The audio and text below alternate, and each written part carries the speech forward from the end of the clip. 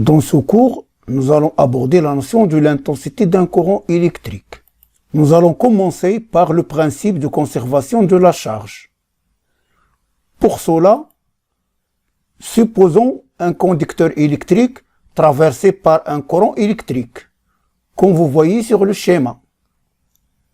Le principe de conservation de la charge dit que si la section A est traversée par une charge de 200 coulombs en 1 minute, dans le sens 1, alors, dans le même temps, c'est-à-dire en 1 minute, la section B, c'est cette section-là, est traversée par 200 coulombs dans le même sens, c'est-à-dire le sens 1.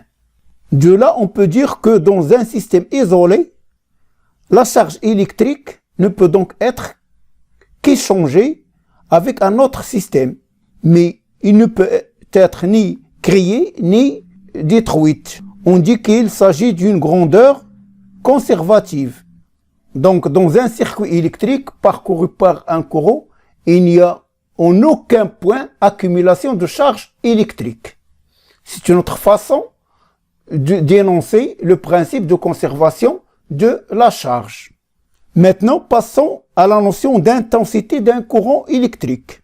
Commençons par cette notion dans le cas du courant continu, soit un conducteur électrique traversé par des charges électriques, comme vous voyez sur le schéma. Donc nous avons la section A, est traversée par une quantité d'électricité Q en un temps T. Dans le cas où la quantité d'électricité Q qui traverse cette section est proportionnelle au temps de passage T, c'est-à-dire que Q sur T est égal à une constante, on dit que ce courant qui traverse le conducteur est un courant continu. Donc ceci nous permet de définir l'intensité d'un courant continu. Donc, définition, si la quantité d'électricité Q qui passe en A, donc en B, est proportionnelle au temps de passage T, le courant ID continue. Le rapport Q sur T est alors constant. Ceci nous permet de définir l'intensité d'un courant continu par I est égal à Q sur T. Le courant qui traverse le conducteur est égal à la quantité de charge Q divisé par le temps de passage de cette quantité T. Dans le système international ICE, c'est-à-dire où les unités principales sont le mètre, le kilogramme, l'ampère et la seconde, I est en ampère, Q en coulomb et T en seconde. Voyons maintenant le cas d'un courant variable et définissons l'intensité moyenne de ce courant variable. Pour cela, nous avons un conducteur électrique traversé par des charges. Supposons qu'une quantité delta Q de charge traverse la section A en un temps delta T. Donc si pendant la durée delta T est égale à T de moins T1, la quantité d'électricité correspondante à ce temps-là et delta Q est passée en A, l'intensité moyenne I moyen est définie par I moyen est égal à delta Q sur delta T.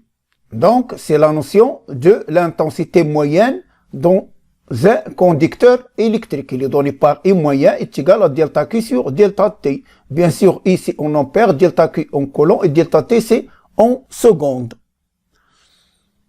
Nous allons voir une autre caractéristique d'un courant variable, c'est l'intensité instantanée qui permet de définir l'intensité du courant à chaque instant T. Il est défini par l'intensité instantanée I du courant à l'instant T est définie par I est égal à d2Q sur dt. C'est la dérivée de la charge Q par rapport au temps. Remarque, dans le cas où le courant est continu, I instantané est égal à I moyen est égal à une valeur I. Voyons maintenant des ordres de grandeur de quelque intensité. Donc dans le cas des lampes d'éclairage, l'intensité du courant peut varier de 0,1 ampère à 6 ampères. Dans le cas d'une machine à courant continu, il peut atteindre 2400 ampères.